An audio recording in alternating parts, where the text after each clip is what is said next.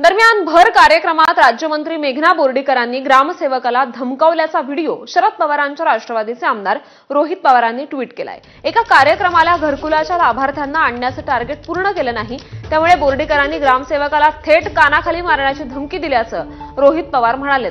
परभणीच्या जिंतूर तालुक्यातील बोरी गावातला हा व्हिडिओ असल्याचं देखील त्यांनी सांगितलंय।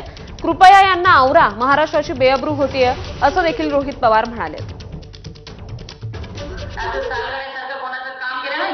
मेघना बोर्डीकरचा शब्द आहे, कानाखाली खाली लावतात, बिलकुल चालणार नाही। काय असे नखरे पगार कोण देते?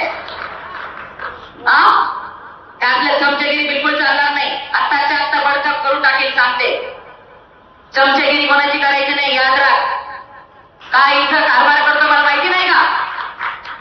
उत्तमनी शिव मॅडमला तिथं बोलवलंय, हमाली करायची ना, सोडून दे नोकरी।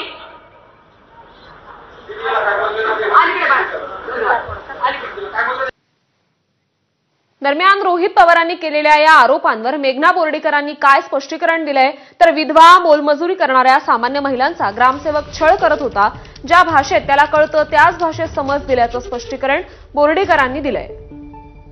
अर्धवट व्हिडिओ बघून अर्धवट काही म्हणून राज्याच्या जनतेची दिशाभूल करण्याचा कुणीही प्रयत्न करू नये, हे मी बोललीये। लोकांच्यासाठी बोललीये, लोकांच्या समोर बोललीये, त्या जिल्हा परिषदच्या अधिकाऱ्यांच्या समोर बोललीये की तुमचा कर्मचारी चुकतोय आणि तो चुकतोय, हे मी त्यांना यापूर्वी सुद्धा वारंवार सांगितलं। म्हणजे ज्याला जी भाषा कळते त्या भाषेतच सांगावं लागणार ना।